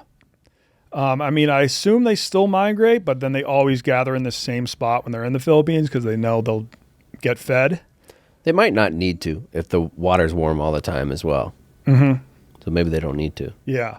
But you just jump in and you're swimming like right next to these whale sharks, and they're not trying to eat you, but they're trying to eat the food. And if you're not looking where you're going, they might like accidentally swallow you.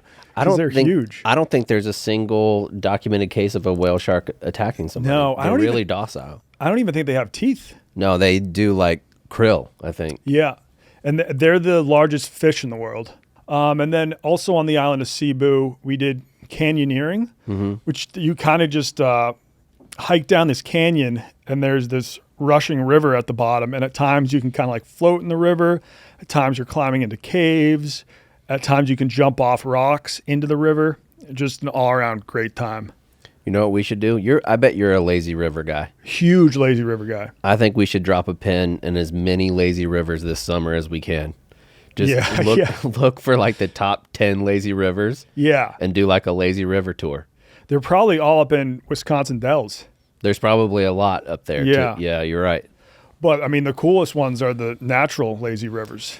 Yes. Where you can just raft. Like I have a friend that lives in Steamboat Springs, Colorado, I think. And he was like, oh, me and my friends, did we just head out to the river behind my house, take some shrooms, and then just float on the river for a couple hours, which sounds awesome. There's a shit ton in the panhandle of Florida too, like where I grew up. Oh, yeah. Like they would have springs that you could go into, and then the springs would take you away, and then they would have like buses that brought you back. And those springs in Florida, those are one of like the few safe places to swim besides the beach. Because I've heard like a lot of the lakes in Florida, some of them have flesh-eating bacteria.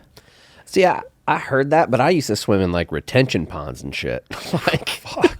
And I never got sick. Okay. And there's this place called Black Creek in Middleburg, Florida, and I live pretty close, and I could ride my bike to Black Creek, and it's called Black Creek because the water's black. Like, not dark, not tan, but like black. And if you jumped in there, it had the most alligators of any creek like around the area. And I would ride my bike in there. Like I would ride my bike off the dock into the water and get it out all the time. But because you made so much noise, they got out of there. Like they didn't want to be around either. And it's pretty rare for a human to be swimming in a lake and be attacked by an alligator. Really? Yeah, it doesn't happen all that often because they want to stay away from you. Because most of the alligators, you're too big to eat. Yeah, so they're more known for just eating people's pets and stuff. They eat pets. They eat like turtles. Obviously, there's a shit ton of catfish in that area, so that a lot of them will eat catfish. But they don't really mess with humans. Okay, but there is flesh-eating bacteria in Florida. Oh, I don't doubt that at all. Okay, yeah. That's how you create Florida men. Half of their brain has just been eaten by bacteria. He's not like on drugs. He just got amoeba brain from swimming in a lake. My God. Or a retention pond. But the springs down there are beautiful. Have you ever been to Wichiwachi Springs? Yep. Where they have mermaids, real life mermaids. Mm-hmm. Well, actually just chicks in mermaid suits that use these breathing tubes. And they put on this whole underwater show. We went down there during Rediscovering America, and KB fell in love with one of the mermaids. That's pretty close to Jacksonville, too.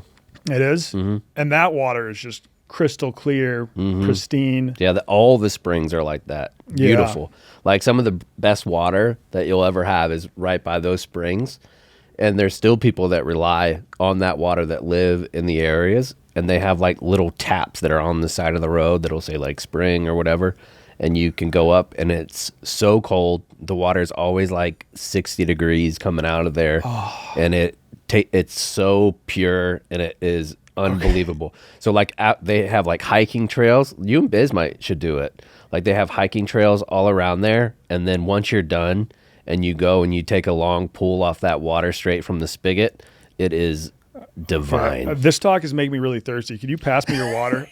I got to take a swig of water right now. And it's not going to have lettuce poop on it.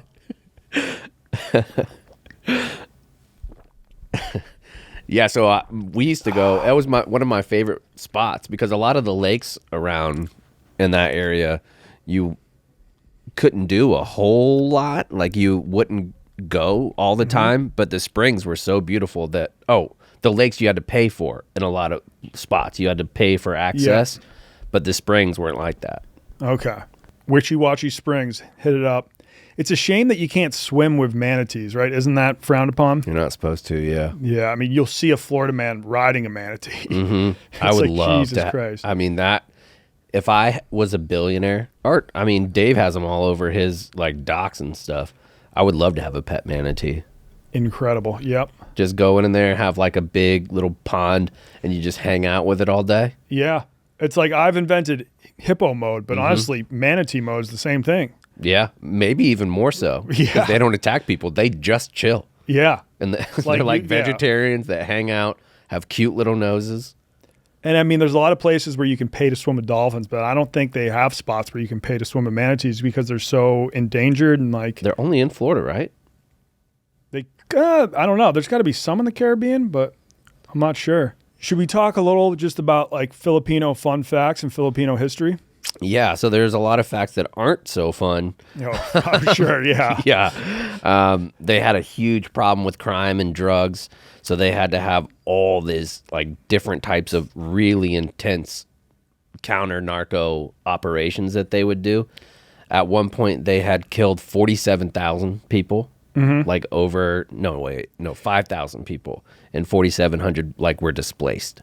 Now, was that when Duarte was in power? Before. Okay. So the previous president, Duarte, before Duarte, he had a worse narcotics problem. He's the one that had the narcotics problem. And Duarte, when he came in, was like damn near a dictator, honestly. Like, they had extrajudicial killings all the time.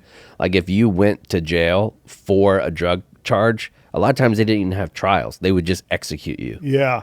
And then he had a rule where if you turned in a drug dealer, dead or alive, you would get paid a couple $100. Yeah. It was like Wild West bounties. And so then you had some people just going around shooting random people and bringing them in and telling the cops, this was a drug dealer. Yeah. Now you have to pay me. So that's probably one of the reasons, like when I was in the Philippines, I was never offered drugs. Where in a lot of countries, there's people on the streets trying to sell you drugs. That never happened to me there. Yeah, it would have years before, but killing people. Yeah. I mean, I feel like that changes things. One of the things that, like, being a military kid, my dad was in the Navy, so we used to live on Navy bases all the time. And the amount of Filipinos that are in the U.S. Navy is remarkable. Like, there's so many. I would bet you could say 5 to 10% of the whole Navy is Filipino, because they had bases there that were established in 1947. And we still have those bases. Still have those bases, and we'll never give them up Yeah. because of the China One plan. Like, we're not going to give those up ever. Now, my friend went to the town where one of the big U.S. military bases is in the Philippines, and he was like, it's the largest amount of prostitutes I have ever seen. And a piece of shit, I imagine. Like, that city's got to be terrible. Like, any place that a military base goes into, like, the mile around it is going to be an absolute dump. And it's because things have been there for a long time. You're going to see a bunch of tattoo shops, piercing places, used car spots that'll charge you like 18% interest on a car. Like, there's all strip clubs. Like, any type of vagabond shit is going to be right around a military base, especially overseas. Yeah, and all the prostitutes are just hanging out, like waiting for the guys to have a day off Yeah. and make some money. I mean, if you're a young troop and you could throw in $15 for a BJ, brother, knock yourself out. Yeah. I mean, I don't know. How does that work in the military? Do you get a full day off every week? Or? Yeah. Yeah. Okay. Most jobs are Monday through Friday. Okay. You have like your first responders, or like if you work in weapons or something like that where you might have to work, but a majority of people work Monday through Friday. Okay. Yeah, the Philippines has a long history of warfare that like the U.S. has been involved in. There was actually a Filipino-American war because the Philippines, obviously, they had their own kingdoms and tribes there for a while. And then Magellan was the first European to visit it on his journey around the world. But some people don't know this. Magellan never made it around the world, but it was his expedition that did. He was killed in the Philippines. Yep. In 1521. Yeah. So after they found the Strait of Magellan, they went from Spain to South America, down the South American coast. They kept on trying to find a strait. They thought the strait would be a lot higher up. They didn't know they'd have to go almost to the bottom of South America.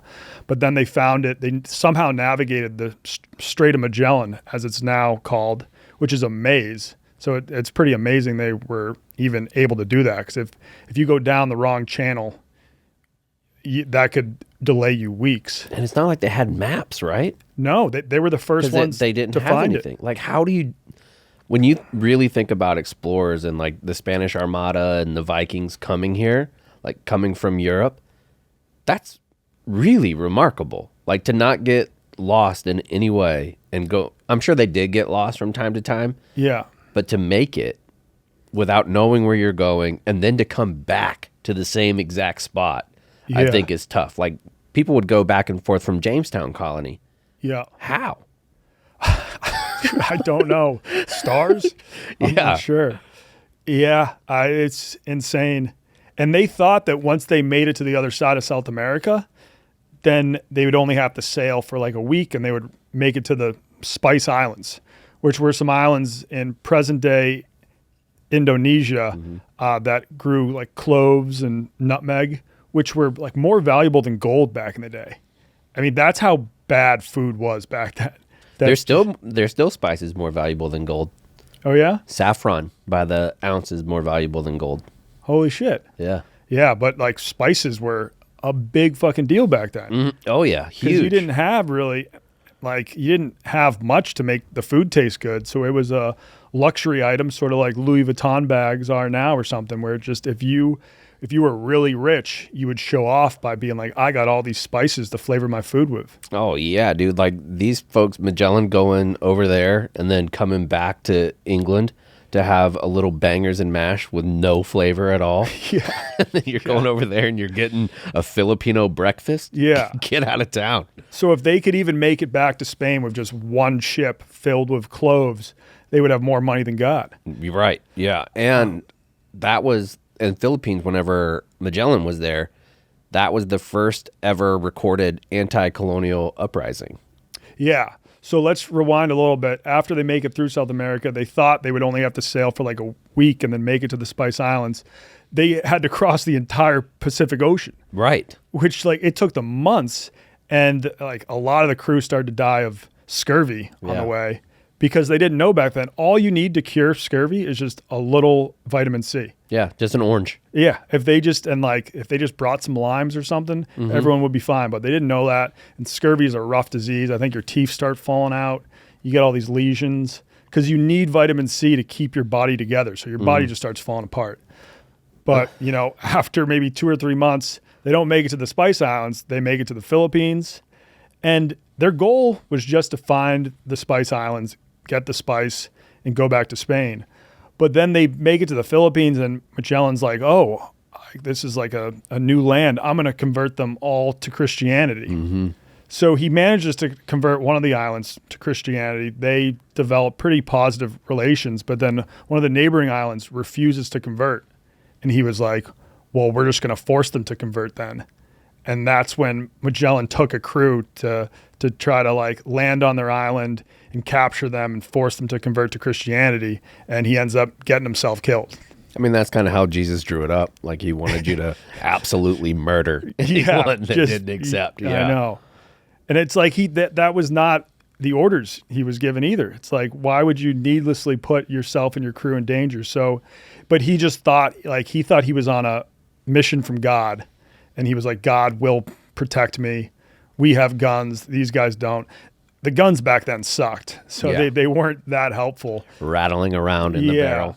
And he thought he was going to face maybe like 100 villagers. I think 1,500 just came out of the jungle, surrounded him, and killed him. But imagine in the 1500s, somebody showing up with guns and you have like spears. You'd be terrified. Like at what like the first time you saw from a distance, like go through somebody. Yeah. I think you would give up. And a lot of those spears were poisoned too.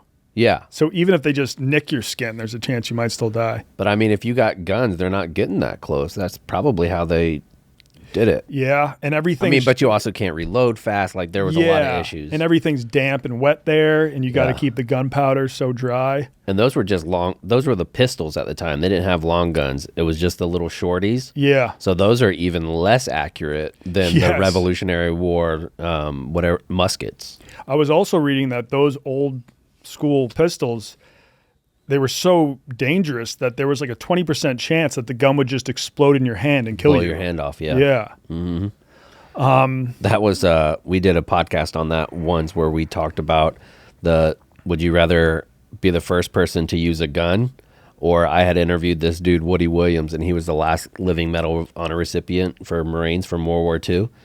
And he was telling us the first time that they got flamethrowers, they just showed up on the beaches of Tarawa and they had to find volunteers to use it, and there was only like he said there was like 3 sentences of instruction of how to use this thing. And he said he was one of the first people to do it. He was 17 at the time and was like, what does it do? And they're like, shoots fire. And you're just supposed to like put it in pill boxes and let them rip. And he was like, oh, hell yeah. So if you got shot on those, there was no like safety. Like it would just explode. Yeah. Yeah. Because you're just carrying a tank of fuel. It would be like the fireman tanks that they carry. Yeah. It's like that on the back, but with like napalm in it. Jeez.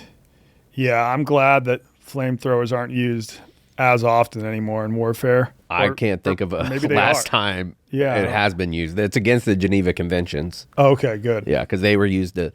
You can have big weapons, but they're not supposed to target individual people. Like a 50 caliber machine gun, you're not really supposed to shoot them at people because they're so big. Like you're supposed to shoot them through vehicles or houses and hope you hit a person. It makes no sense.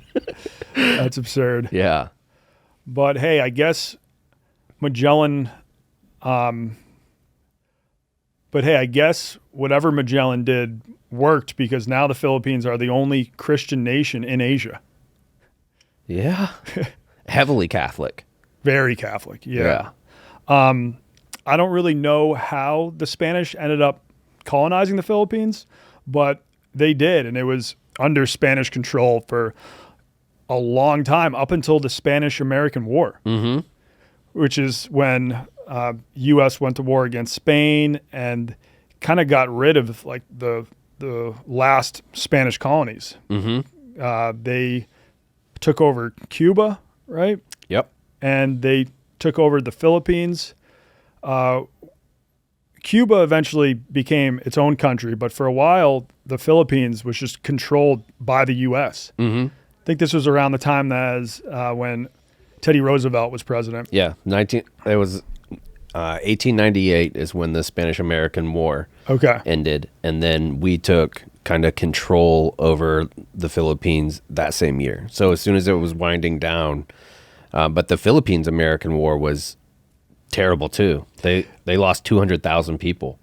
Yeah, and I've heard some people describe it as like our first Vietnam, because it was like one of the wars where the Americans like eventually were like, okay, why are we even fighting this war? That's our MO.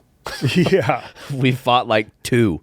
Yeah. Like World War I and World War II. Korea, none of our business. Vietnam, none of our business. Yeah. Afghanistan, after bin Laden was dead, why weren't we leaving that? Yeah. And it's similar to Vietnam. You're just fighting a bunch of people in the jungle that know the terrain way better than you. Also, like one of like when the U.S. was first like made into a country, they were like, okay, we are not going to be imperialist the same way that the British and the French are. But then after the Spanish-American War, they're like, we're kind of just becoming exactly what the British and French empires were. And like now we have all these colonies. Yep. And we really upped that ante from the time Roosevelt's presidency, really, all the way to Eisenhower, where we established that we were going to do everything in the world by force. That if we're the strongest nation, everybody's going to listen to us. We still have that. Yeah. And I think the Filipinos, like they were first happy to not be under Spanish control anymore. But then after a while, they're like, oh, we just went from like one ruler to another ruler and started to revolt. They're like, we just kind of want to be our own country. So yeah, I guess after a while, the Americans were just like, I don't know what was the deciding factor, but they eventually were like, okay, we're just going to leave the Philippines. I bet it wasn't profitable enough. That's typically the only reason why we leave places, that we've exhausted the economical resources.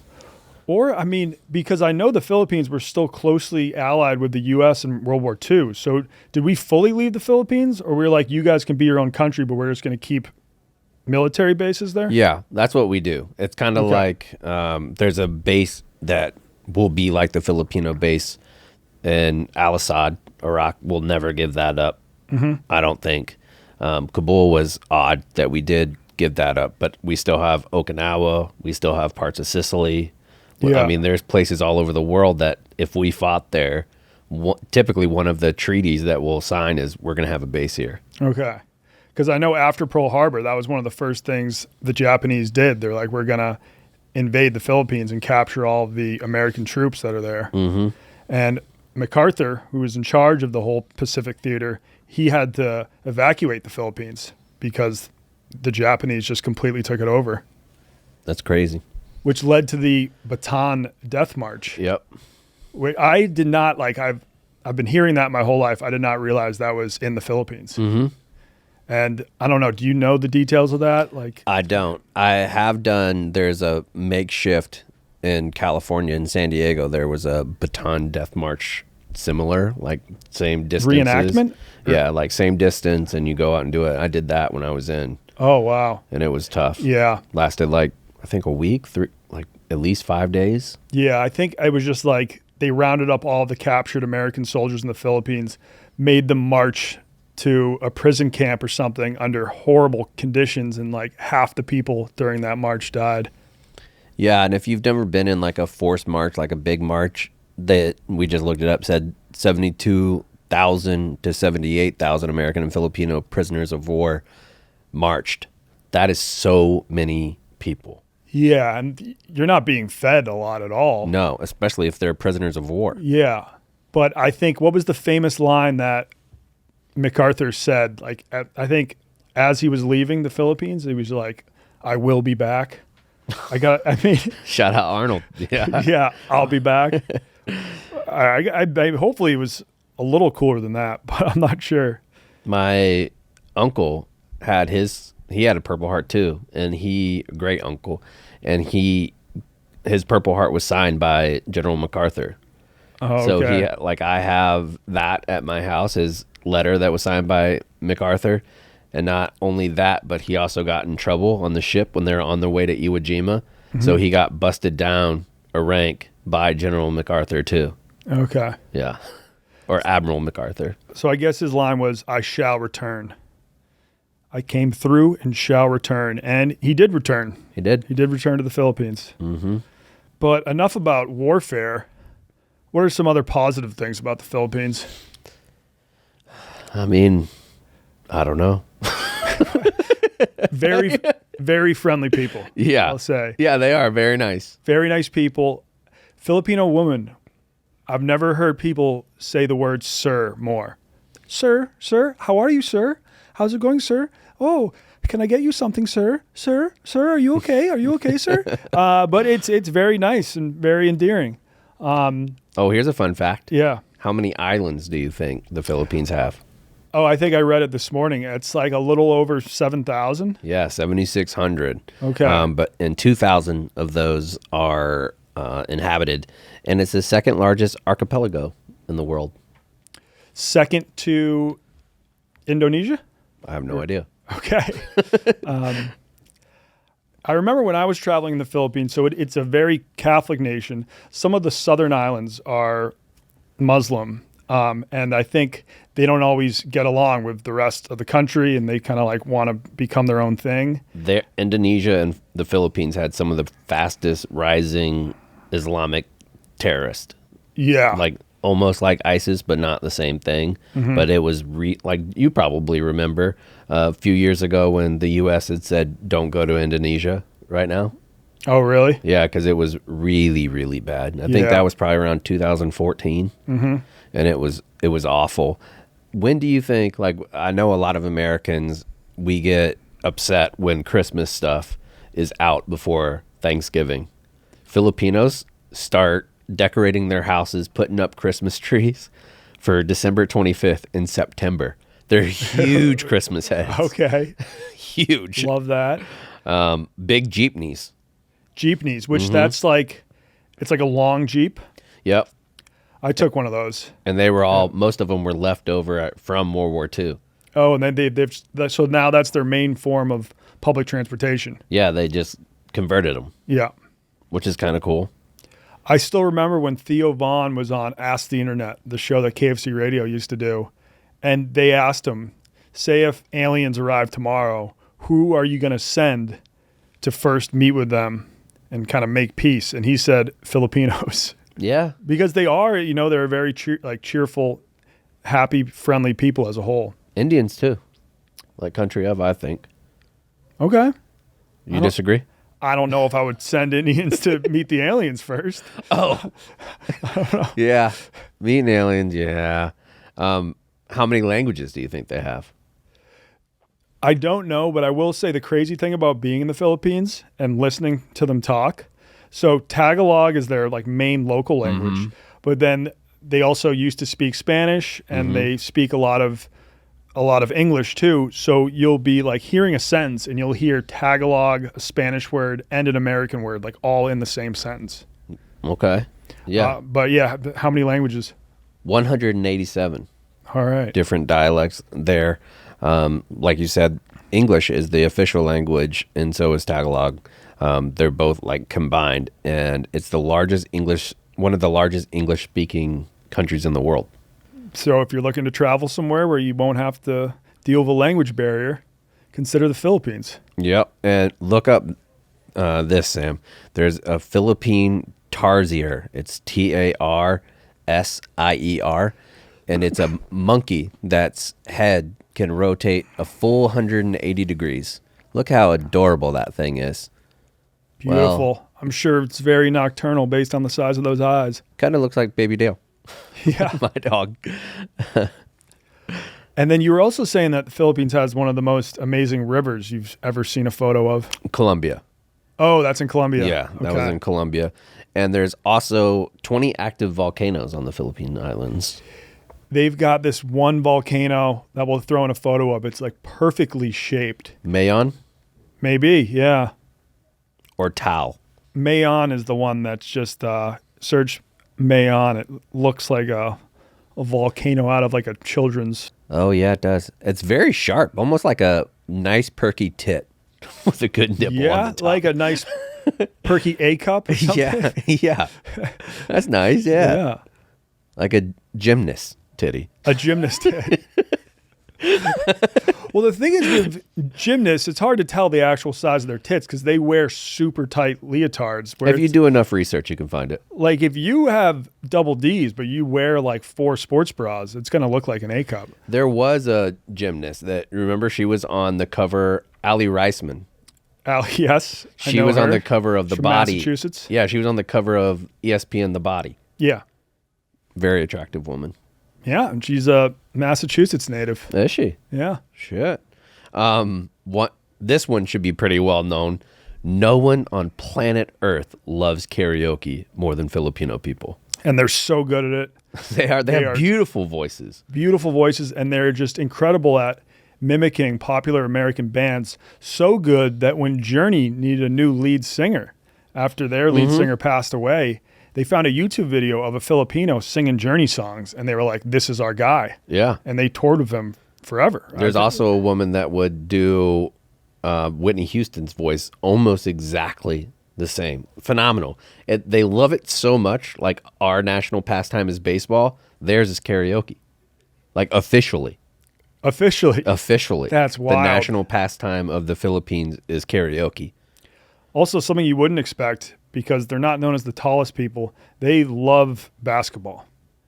Filipino basketball is huge. And But you wouldn't think because of the height. You wouldn't think because of the height, but their national league is very popular. And when I was just traveling around the country, you see basketball hoops everywhere. You'll be in the most remote spot you've ever seen, just like wandering up a mountain, and then boom, basketball hoop. It's kind of the same way you'll just see soccer fields all over South America. You'll see basketball courts all over the Philippines. The Philippines has the second oldest professional basketball league in the world. Holy shit. I did not know that. Yep, they've been around for a bit there. They also have one of the new 7 wonders of the world, which is called the Puerto Princesa Subterranean River. I went there. How was that? Yeah, that was in Palawan. It was awesome. I think Palawan just as an island is probably like the most naturally beautiful spots I've been. Jeez. Yeah, we were able to take a boat in there. I know a lot of you listen on audio only, but some of these, like the end when me and Donnie do the deep dive, you should 1,000% look at the YouTube because some of these pictures you don't want to miss. Mm-hmm. And we put in a lot of stuff from Donnie's episodes and videos around the world, so you want to check that out too. Yeah, for sure. They big time beauty queens there. Multiple times already they have won Miss Universe. They have 4. Okay. I mean, for a smaller country, I don't think you would see, not small, but you wouldn't think that. I wouldn't think that. Yeah, I mean, Filipinos are beautiful. I'm trying to think if there are any very famous Filipino like movie stars, but Manny Pacquiao, who's also a diehard basketball fan, and a diehard loves the Celtics, and he's a diehard karaoke guy. Oh yeah, but he's one of the few Filipinos that have a horrific singing voice. Okay, but he dropped an album. You know a Filipino with a beautiful singing voice? Bruno Mars. I didn't know he was Filipino. Yeah, I believe so. That might explain why he's so short. Could. Yeah. It really could. It's the texting capital of the world. Texting? Mm-hmm. Okay. Filipinos send over 400 million text messages daily, earning the Philippines as the title of the texting capital of the world. Let's go. Mm-hmm. So yeah, the Philippines is awesome. You've been 3 times. I have never been, but I would like to go. I need to do a tour of just like the islands over there. Yeah, you should. And I think it's I think it's safe. Just don't do drugs in the Philippines. Yeah, good advice. All right, this is wild. I mean, we've been talking about Filipinos being short. Dave Bautista is Filipino. Oh, really? Yeah, that guy's not short. That guy's enormous. He's got to be multicultural, right? I would assume so, but his paternal grandparents moved from the Philippines to the United States. Okay. Yeah. He's a big fella. He sure is. Are you ready to hop into some Gettin Cultured? Let's do it. Today's episode is also brought to you by our good friends at DraftKings. This ain't the little tiny baby bowl.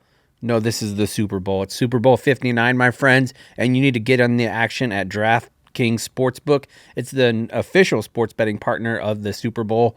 Scoring touchdowns is the key to hoisting that beautiful Vince Lombardi trophy, and you have a shot to score big by betting on them at DraftKings Sportsbook, the #1 place to bet touchdowns. Are you ready to place your first bet? Try betting on something simple like a player to score 6.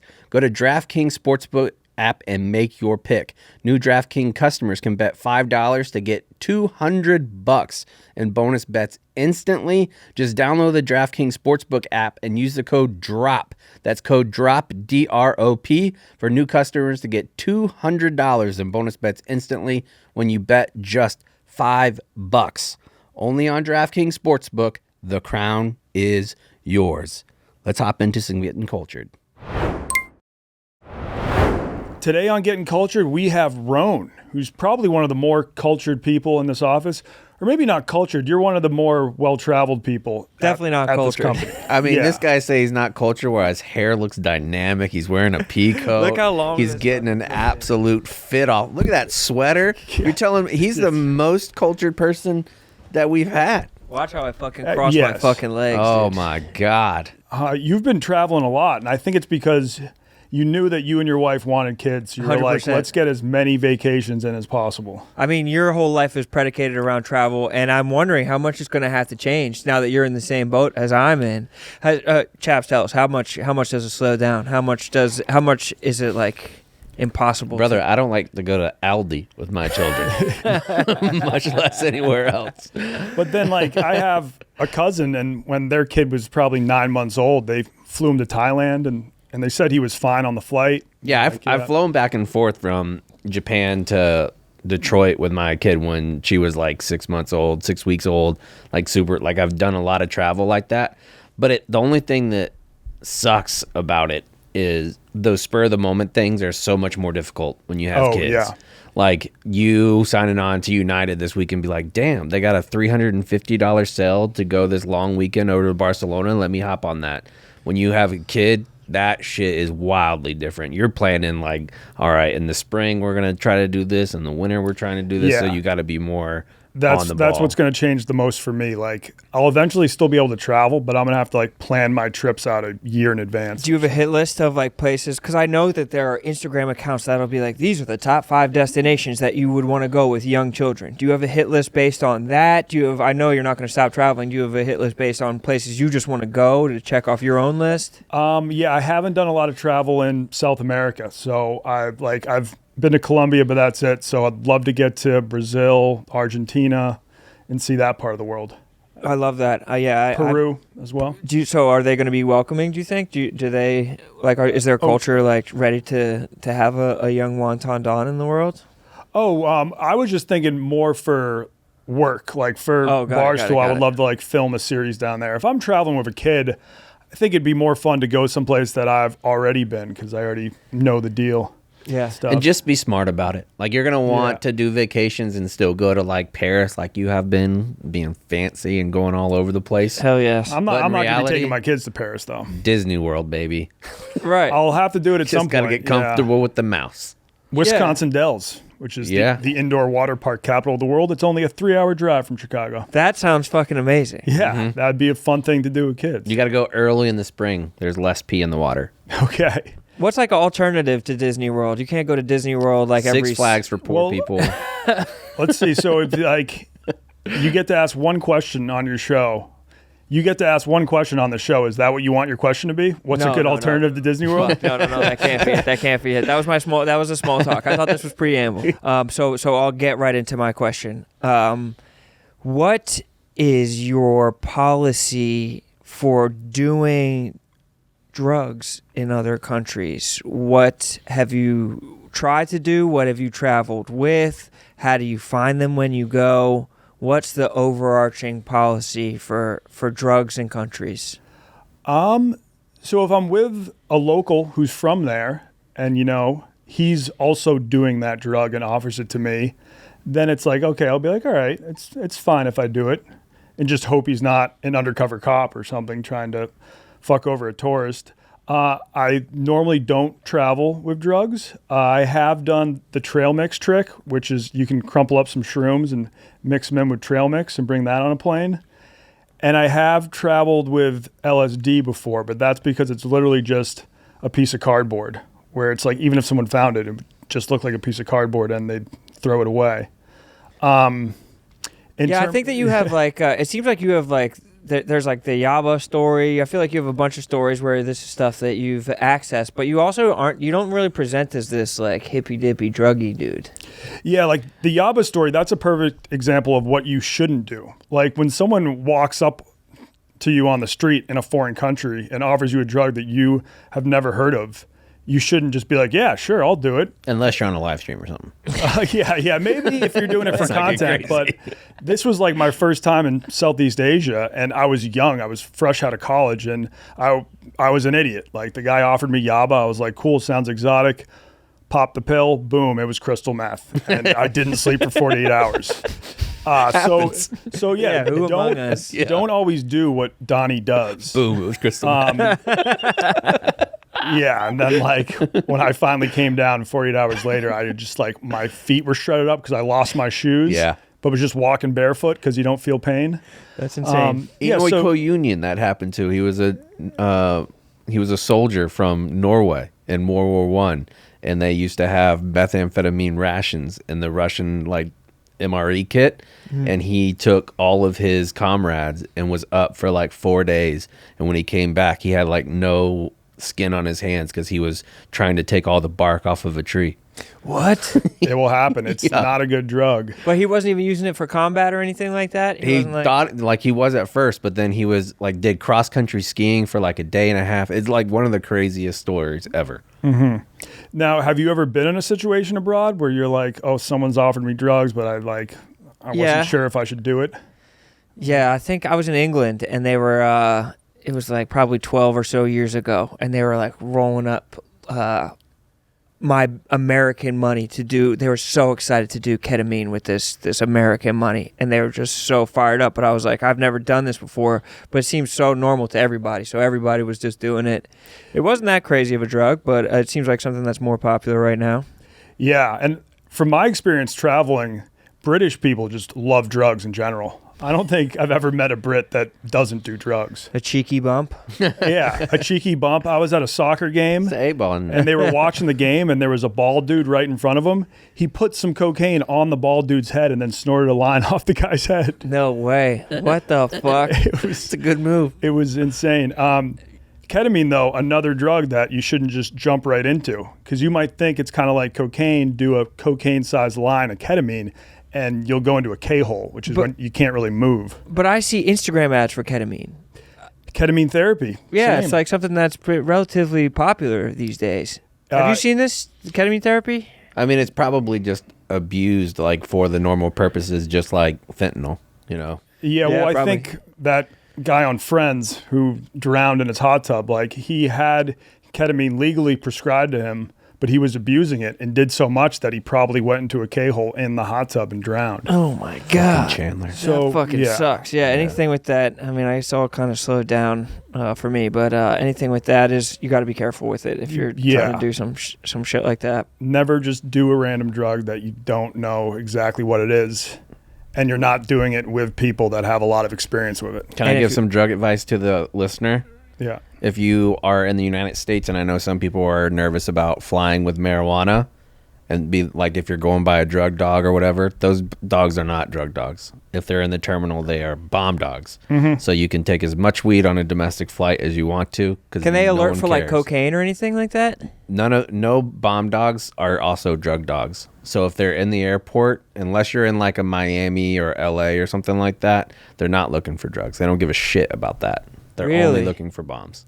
I've been on that train for quite some time that you could just fly with weed, that they don't care. And I've had people find it in various states in my bag, and they really don't give a fuck. I think the only people you really have to worry about are like small town TSA airport people who have like nothing to do and they feel like they're a cop that's gonna save the world. You know what I mean? Like they're gonna like get your like half gram of weed or something like that. I feel like those, it's way riskier to fly through like Huntsville or something like that than to fly through LaGuardia. And I'm pretty sure this might have changed, but back in the day, airports were only federal jurisdiction. So you would have to, like, to get in trouble for having drugs, you'd have to find a federal prosecutor, federal DA that is willing to prosecute you for less than an ounce of marijuana. Not happening. It's just scary. Yeah, it is.